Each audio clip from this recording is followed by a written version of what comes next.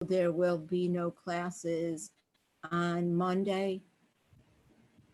And so I probably ought to write that down.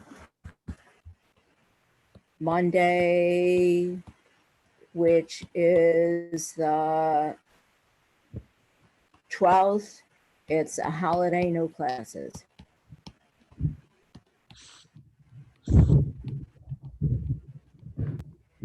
Before we get started with from where we left off, when we looked at the probability of something not occurring, we have to add or, odds, and to our probability vocabulary. Before we do that, does anybody want to look at any of the homework problems? Could we look at the last question of homework 10? Yes, I was Could that actually one was giving me trouble, yeah. I was just doing that with somebody else in my office hour. It's a Okay. fun one. I've been struggling with that one for like 2 days, Adam. Oh, And please good to know notice I'm that not I alone. something too new to the list that shows up on mine won't show up on yours for a while. There will be a probability quiz that will be available on Wednesday, the 14th after class, and it must be done by midnight on Thursday, the 15th. So just a heads up. Wait, so it's not going to be available till next Wednesday? Right. Because I saw you have the submit work folder, and it says that's due on the 14th. You can't submit the, it should say that it's due on the 16th. If it says it's due on the 14th, I'll go and change it. Yeah, So, it says 14th for me at least, so. okay, I'll adjust it. Okay, when everybody does this lottery question, your numbers are all going to be a little bit different, but the concepts are going to be the same. It says in a lottery, the top cash prize was 694 million going to 3 lucky winners. Players pick 4 numbers from 1 to 57 and 1 number from 1 to 47. Who wins the minimum award of $375 by correctly matching 3 numbers drawn from the 1 to 57, the white balls, and matching the number on the ball, 1 to 47. What's the problem? Sorry to interrupt, but I just clicked similar question, and my numbers are actually 1 to 53 and 1 to 48, unless. Yeah, and everybody in the class is going to have slightly different numbers, but is it all right if as a group we'll just set up this generic one? All okay. right? So looking at this, it says find the probability. So, and it tells me my answer is going to be a fraction. So first of all, let's figure out what the whole sample space is.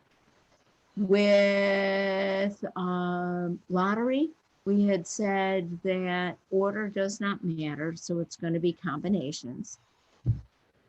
What do we have to choose? We have to pick 4 from 57. And tells me I'm going to multiply. We have to choose 1 from 47. So is everybody all right? That's my entire sample space. Can everybody picture that? This is 4 of the 57 white balls, 1 of the 47, the gold ball. And so now, in order to get that award, we have to get 3 to match. Well, that means that of the 4 that are winning, we have to pick 3. And if only 3 are matching, doesn't that mean that our 4th ball does not match? Yeah. It does not match. Wouldn't it have to be from the 53 balls that remain? Makes sense. And I also have to match the gold ball where there's 1 winning gold ball and I need it. So then you're going to figure out all those combinations in the numerator and multiply them. Write that down. Figure out all those combinations in the denominator multiply them, write that down. And then this Okay. fraction is going to be probably too large for you to your calculator to reduce. So I'm guessing that they're both going to start out being even numbers, divide out Yeah. 2, and then, divide out what other common factors you have. All right, does Okay. that help, Adam? Sort of, I don't know. Was that what you were doing? So, all right, so I got all the combinations listed. I just have to multiply those and simplify. Okay. Okay. Okay. And I think what makes this one challenging is over here, I think everybody's all right with saying that I have to have 3 of the 4 winning balls. But sometimes it's easy to not think, but I also have to have 1 of the losing balls if I'm only going to have 3 that match. Okay. Yeah. Anybody else have any other questions from any other homework?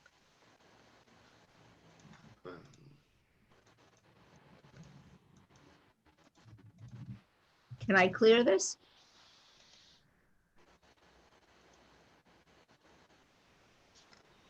Turn my finger back into the mouse. Nobody wants to look at any other homework questions?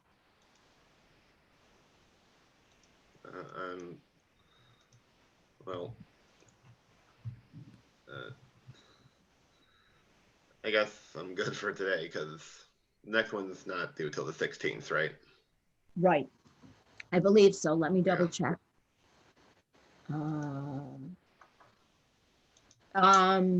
Homework 10 is due on the 14th, which will be Wednesday.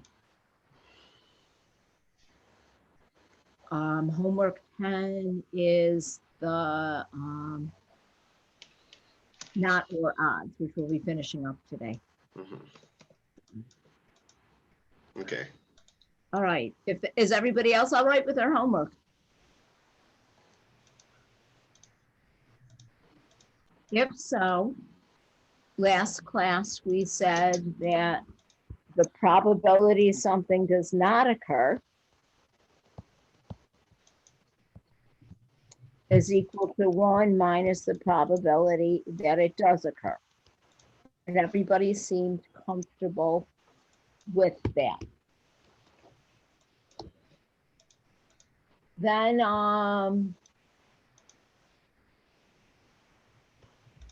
next thing we're going, and that was the rule for not. Next place we're going is or.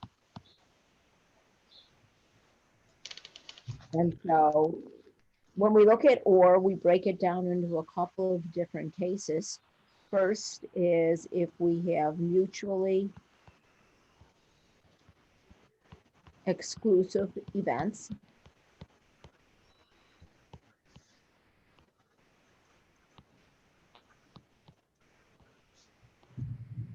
And mutually exclusive events cannot occur at the same time.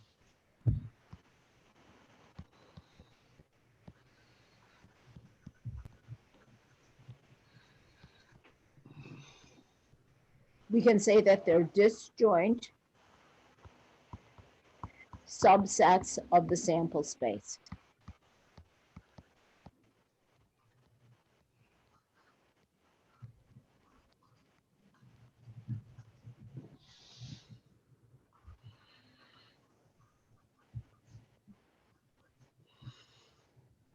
So for example, let's say I roll a die once. Let's say I want to know what's the probability of rolling the number 5.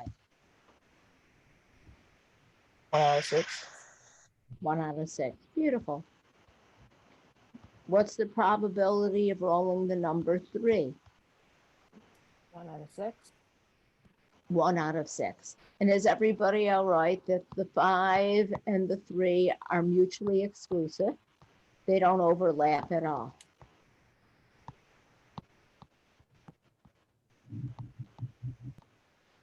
So what if I want the probability of getting a 5 or a 3? 2 out of 6. Wouldn't that be 2 out of 6? We can think of that as 1/6 plus 1/6. And then when I get that 2 out of 6, it would reduce to 1/3. And we're going to say that in general, if A and B are mutually exclusive events,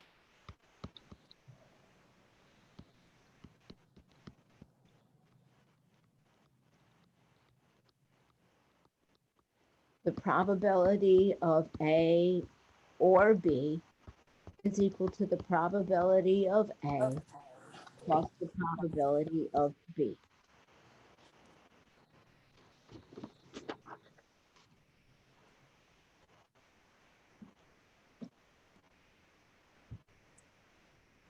So let's look at a couple of another example. Do you guys want me to wait a minute, or can I turn the page? I'm just taking notes, sorry. Okay, that's all right. It's Friday. Friday, you usually, I don't know about you guys, I'm a little bit more sluggish on Friday.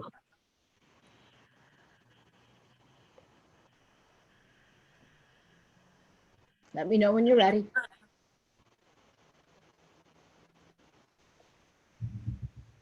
Okay. All right. Let's say I have a deck of cards.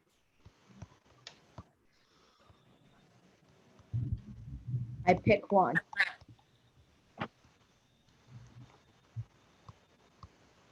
What's the probability? It's or well, are any of the kings queens? Are any of the queens kings? No. No. Since they don't have anything in common, I can say that they're mutually exclusive. I just totally misspelt mutually. M-U-T-U-A-L-L-Y. Does that look better? Exclusive. And so since they're mutually exclusive, we'll say that the probability of a king or a queen is equal to the probability of a king plus the probability of a queen. So from my deck of cards, there are 52. How many are kings? 4. From my deck of cards, 52. How many of them are queens? 4. 4. That word or, because they're mutually exclusive, tells me I can just add them. So that gives me, everybody remember when you add fractions, you add the numerators and keep the denominator. 8 out of 52. And you can reduce that one, I believe, with your calculator, but reducing by hand, everybody, all right, they're both even, so I'll divide by 2. They're still both even, so I'll divide by 2 again. And so my probability is 2/13.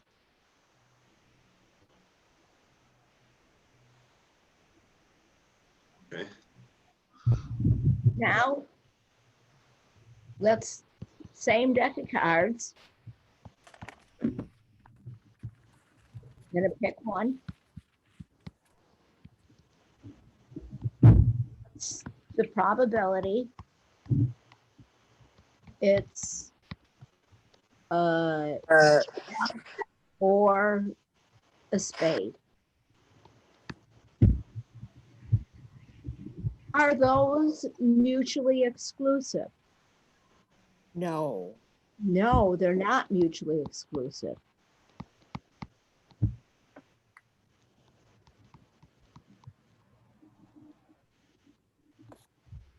There's one card that fits both description.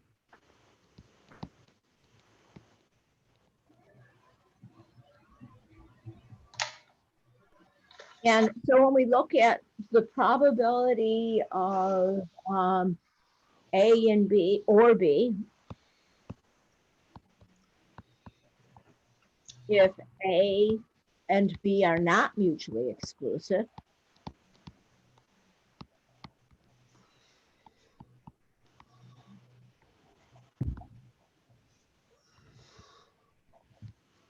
That would be the probability of the first plus the probability of the second. But then there's some things that we're counting twice. And so we subtract the probability that they both occur at the same time. And that should remind you of when we're looking in sets. If I wanted the number of things in A union B, remember that was equal to the number of things in A plus the number of things in B minus the number of things that they have in common in their intersection. That's what we're doing. So again, when I look at the probability of A or B, I think of it as the probability of A plus the probability of B minus the probability of both at the same time. And when I look at that rule in my mind, it says nothing counts twice.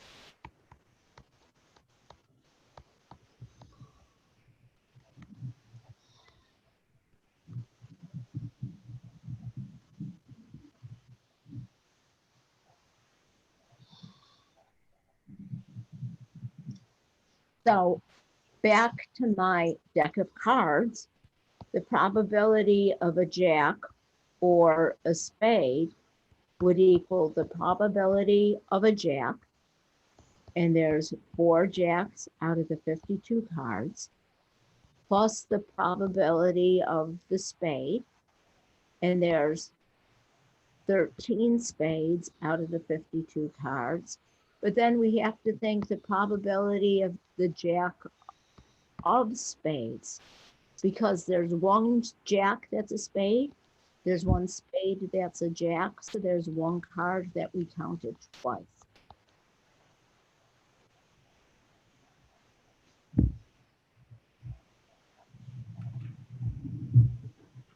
I have a common denominator, it makes me happy, I'm going to keep it. And then I'm just looking at my 13 and it looks like an uppercase B to me. I apologize. Does that look more like 13? When I take 4 plus 13, I get 17 minus 1 is 16. And I think those are both divisible by 4, which gives me 4 out of 13.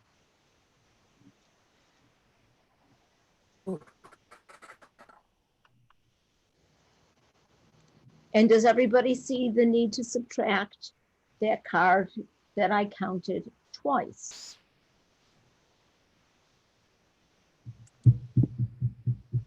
So let's look at another example. In this example, let's say I'm going to roll a die once. I want to find the probability that my result is even or less than 4.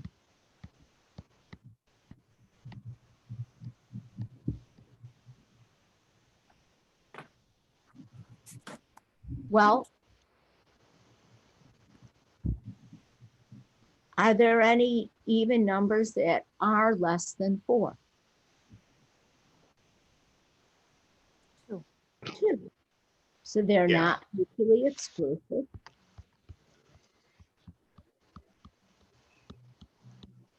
And so here, I'll take the probability of an even plus the probability that I have something less than 4.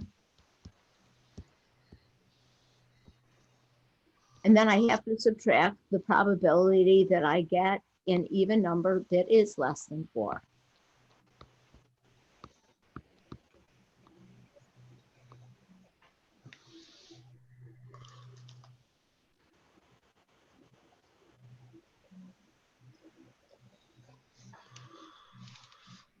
So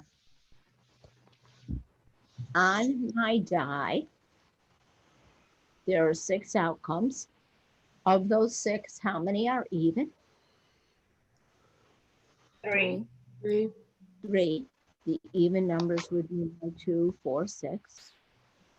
Even though it's less than 4? well, first we're gonna find just the evens, then we're gonna Okay. find just the less than fours. How many of the numbers on my die are less than 4? 2. 3. 3. That would be the 1, 2, 3. Now, how many are both even and less than 4? How many numbers am I counting twice? Aren't I counting the number One. twice? That would just be So 2, that's right? 1. Just the 2. So there's only one value I'm counting twice. And so that gives me 5 out of 6.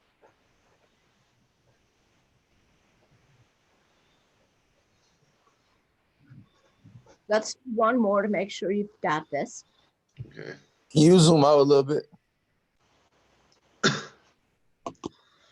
You need it bigger or you need to see more of the screen? Like I need you like to zoom out, like to make it a little smaller so I can see the rest of the screen. Or you can just ask me to scroll back up and wait. Is that what you need? Let me know when you've got it all.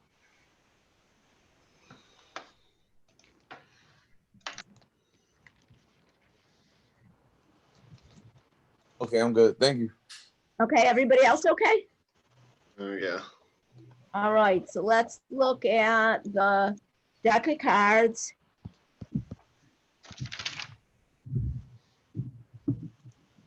Pick one. Let's find the probability. Right. It's a face card or a heart. And I'm going to be quiet and let you folks look at that for a minute.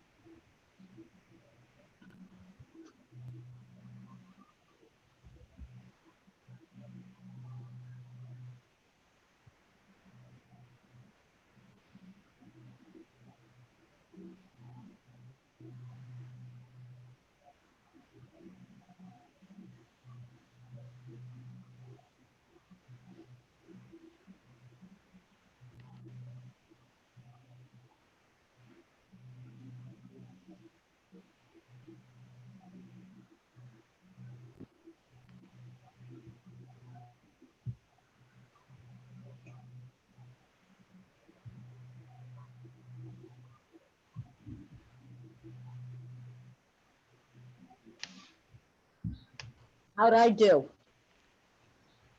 Wait, for the first one, wouldn't it be 1 out of 52? The first one? Oh, I The got it probability wrong. of face card? Your face cards? Oh, never mind.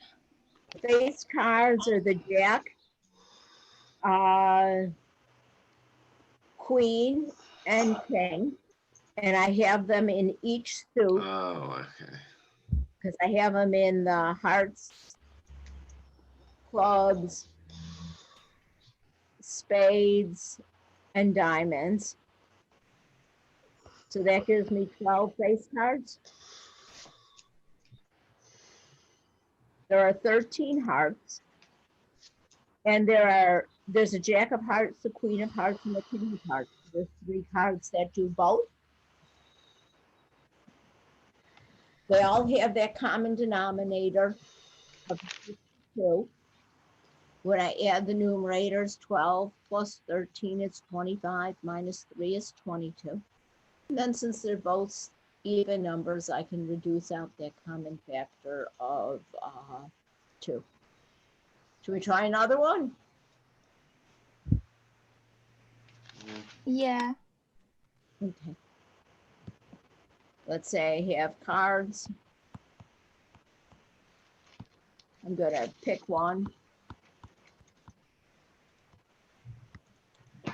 Find the probability.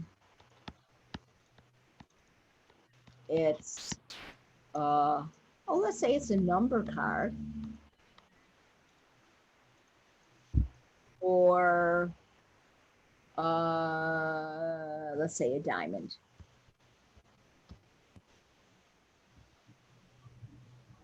And is everybody all right? Deck of cards in each suit. I have 2, 3, 4, 5, 6, 7, 8, 9, and 10. Jack, king, queen, ace. And so in each suit, we have 1, 2, 3, 4, 5, 6, 7, 8, 9 numbers.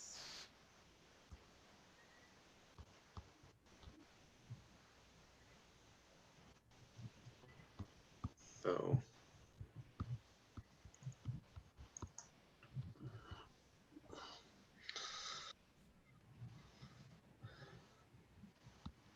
Wait, do we have to multiply the 9 because there's 4 suits?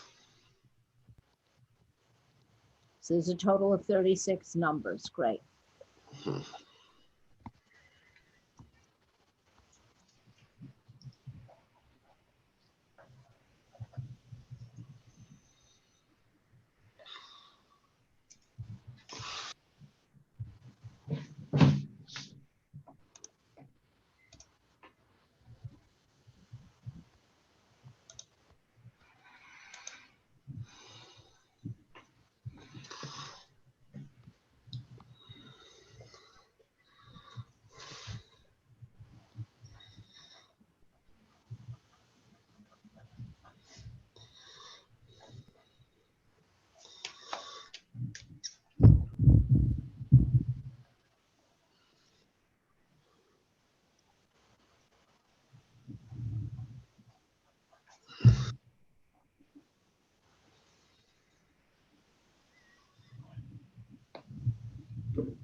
So probability of a number is 36 out of 52. The probability of a diamond is 13 out of 52. And then 9 of the numbers are diamonds.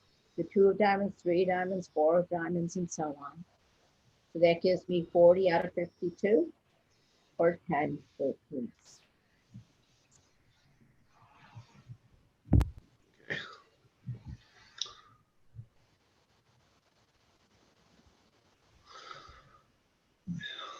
We did the not. We did the or. And now we're going to look at the last thing in that section, which is odds.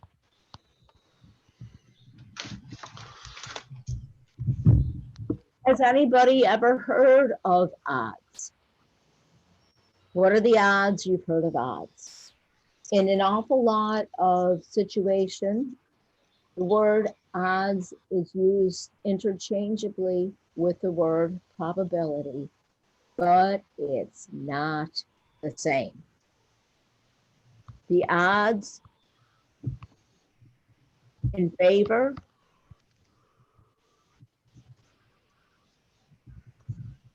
of an event occurring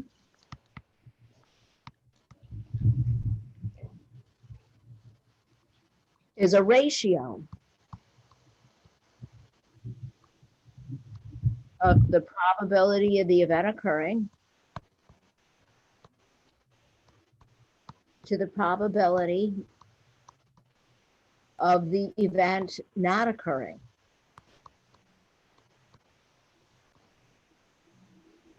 The ratio of the probability of the event to the probability of the complement of the event.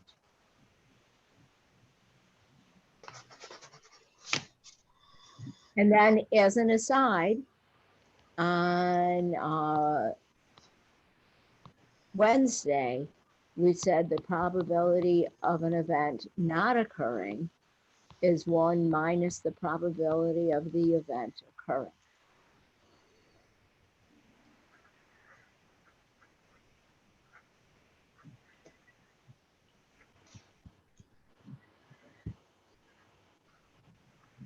So what's that all about?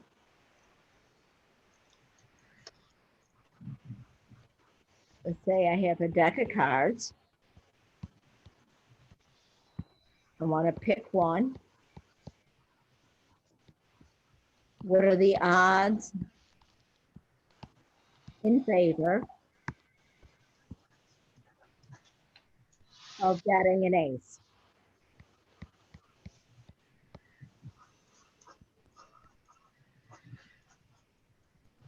Well, in order to find odds, first we have to find the probability of the event.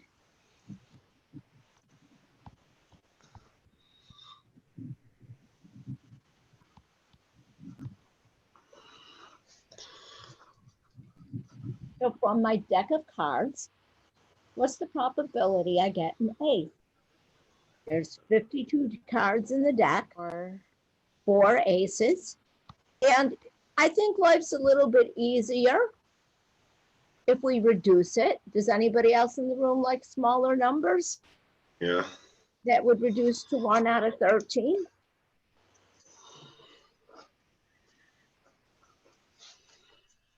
Then we have to find the probability of the event not occurring.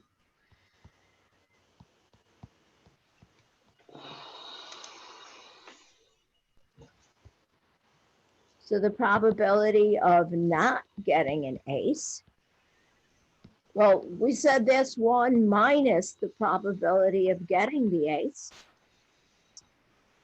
12/13. Beautiful, 12/13. Now we're going to make a ratio. We're going to take the probability of A to the probability of not A, which would be 1/13 to 12/13. And to most people, that's not pretty because we're setting up the ratio of 2 fractions. We're going to do a lot of arithmetic for this first example.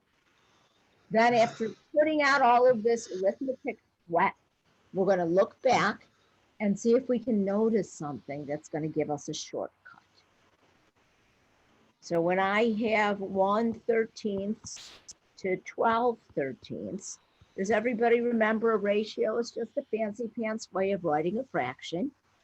So I can think of that as a fraction 1/13 over 12/13. And that's a complex fraction. Does anybody else think, don't let the fraction hear me say this. Does anybody else think that that's ugly to have fractions inside of a fraction? Yeah. So we can think of that as the numerator divided by the denominator. And then, do you guys remember when you divide fractions? Does anybody remember from somewhere in their formative years, in order to divide fractions, you keep the first one the same, you change the division into multiplication, and you take the reciprocal of the second. Does that phrase keep, change, flip at all sound familiar? What? I think so. Yeah, and then we can cross out that common factor of 13, which leaves me with 1/12, which would make the ratio 1 to 12.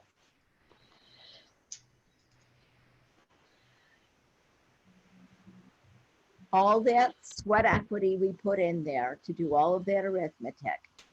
Does anybody think that they could look at the original problem and come up with the 1 to 12 in an easier way? Yeah. Yeah.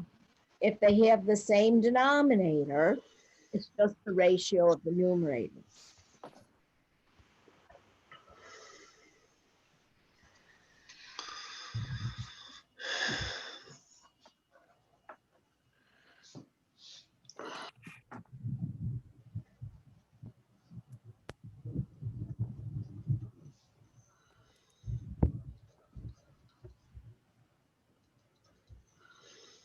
So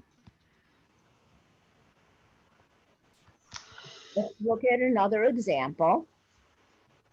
And let's say deck of cards. What are the odds in favor of a numbered card?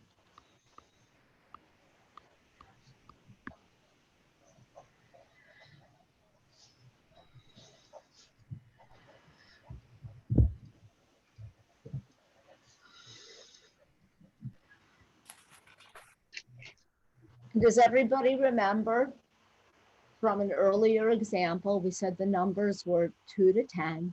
So there's 9 numbers in each suit. So the probability of a number is 9 times 4, or 36 out of 52. And that would reduce to 9 out of 13.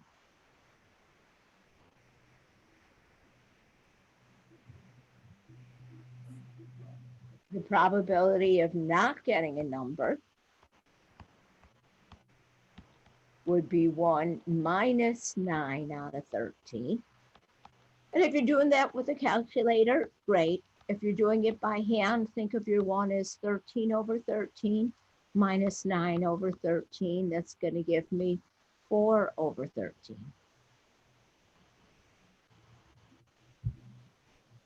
The odds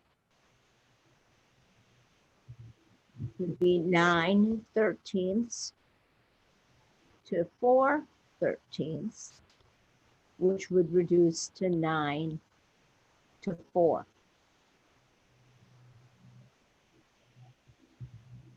And I want to look at that ratio, 9 to 4.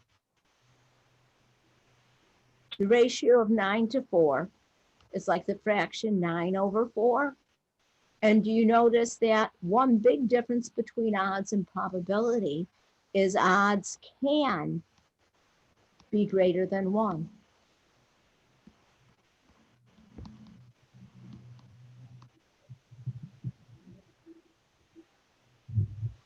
If something's going to happen more than half the time, its odds will be greater than 1. If something's going to happen less than half the time, the odds will be less than 1. And if something happens half the time, the odds will actually equal 1. Might have heard that there's a 50-50 shot of it occurring. The ratio of 50 to 50 would be like 1 to 1. So odds in favor, all right. Yeah. If so, we also have to look at the odds against an event.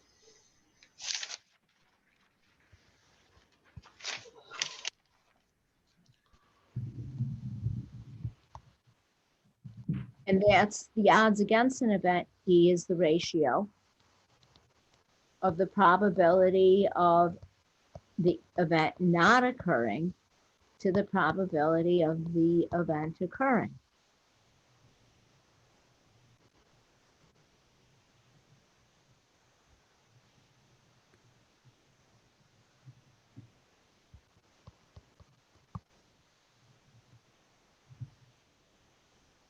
So let's look at a similar example to the one we just did. Let's say I have a deck of cards. I want the odds against a numbered card.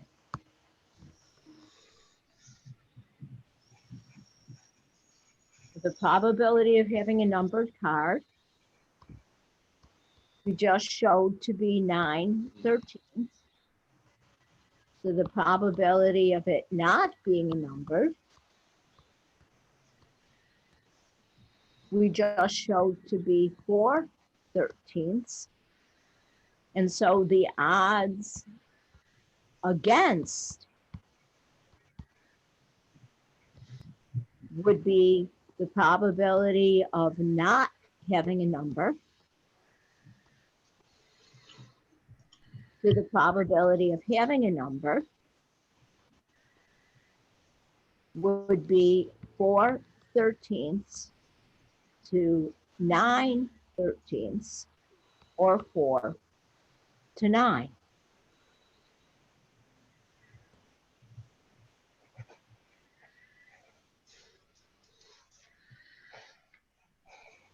So the odds against having a number is 4 to 9. I'm going to go back for a minute. The odds in favor of having a number is 9 to 4. What do you notice?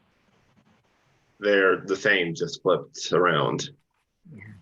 So can we always say that if the odds in favor are A to B, the odds against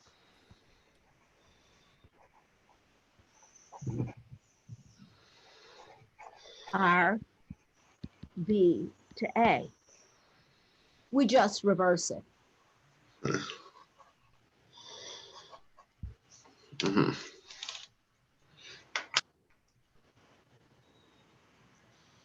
And then with these odds, one last thing that you have to be able to do is you have to be able to convert odds into probability.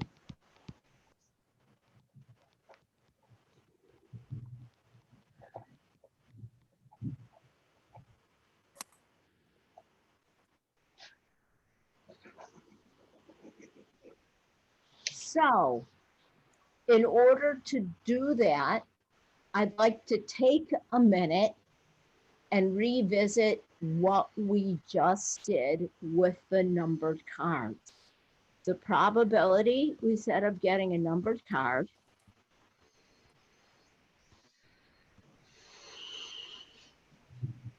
was 9 out of 13. The odds in favor of a numbered card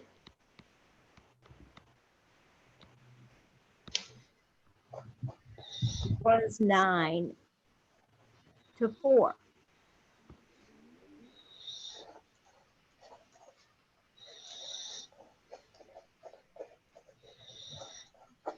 You notice the first number in the ratio of the odds is the numerator of the fraction. Now, if I had the odds and I wanted to recreate the fraction, does anybody notice that that denominator is the sum of the two numbers in the odd? And we'll be able to generalize that and say that in general, if the odds in favor of an event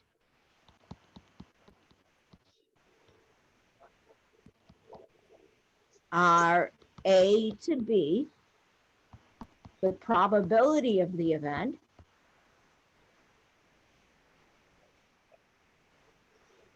sorry about that.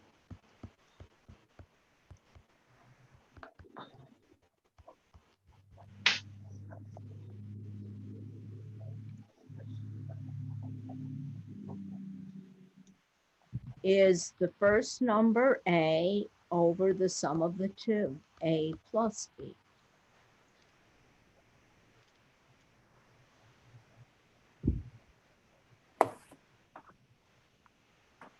Okay. So how does that work? That's good, I guess. Let's say somebody's like borrowing, let's say the probability No, I take that Uh, back. I didn't want to say probability. Is it that time? We'll Oh, pick up yeah. in time. I was going to try to Hmm. squeeze in more example, but I don't want to make you folks late for your next Okay. class. So I'm going to stop sharing and stop recording.